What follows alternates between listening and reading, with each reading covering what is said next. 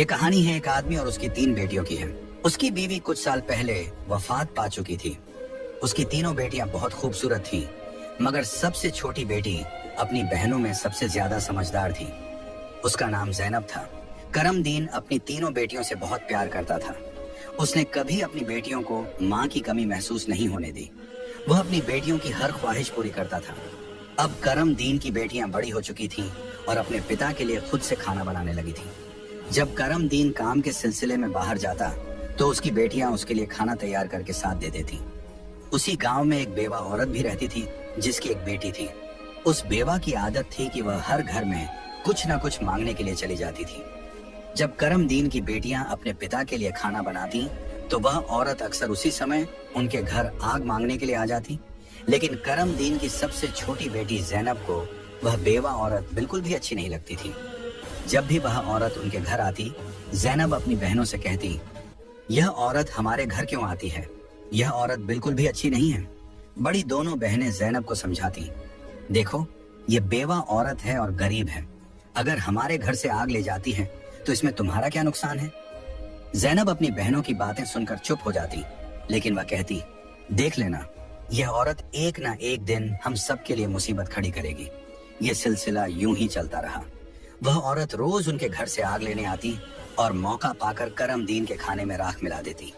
करमदीन ने जब अपने खाने में खराबी महसूस की तो उसने सोचा कि उसकी छोटी छोटी बेटियां खाना बनाती हैं, इसलिए उनसे कोई गलती हो जाती होगी। वह अपनी बेटियों से बहुत प्यार करता था और यह बात समझ नहीं पा रहा था कि उसकी बेटियां उसका खाना क्यों खराब कर रही हैं। फिर एक दिन करमदीन ने सोचा, आज मैं अपनी बेटियों पर नजर रखूंगा। आखिर मेरी बेटियां अचानक से मेरे खाने में क्या मिलाने लगी हैं?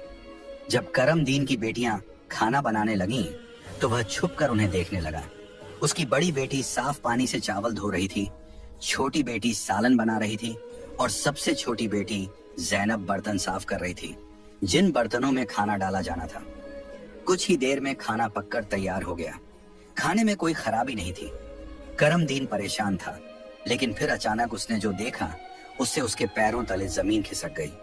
उसने देखा कि वही बेवा औरत उनके घर आग लेने आई है और उसकी छोटी बेटी ज़ैनब उससे बहस कर रही है। वहीं उसकी दूसरी बहनें ज़ैनब को समझा रही थीं, कोई बात नहीं ज़ैनब, ये बेवा औरत है, इसे आग लेने दो, बड़ी बहन ने कहा। लेकिन उस बेवा औरत ने आग लेने के बहाने नजरें बचाकर करमदीन के खाने में राख मिला दी और सारा खाना खराब कर दिया। यह देखकर करमदीन को बहुत गुस्सा आया।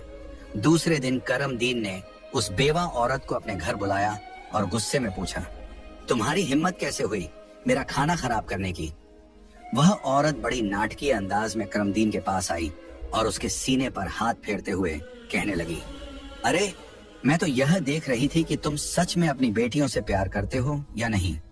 खाना खराब होने पर तुम उन्हें डांटते हो या नहीं। लेकिन तुम तो बड़े अच्छे इंसान निकले, अपनी बेटियों से बहुत प्यार करने वाले।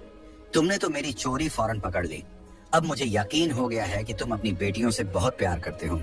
आइंदा ऐसा कुछ नहीं होगा। करमदीन उसकी बातों और उसके नाटक पर यकीन करने लगा, क्योंकि वह बेवा औरत खूबसूरत थी। करमदीन उसके व्यवहार से प्रभावित होकर कुछ भी कहने की बजाय उसे अपनी पत्नी बनाने का फैसला कर बैठा। कुछ ही दिनों में उसने अपनी बेटियों की इजाजत के बिना उस बेवा औरत से शादी कर ली और उसे अपने घर ले आया।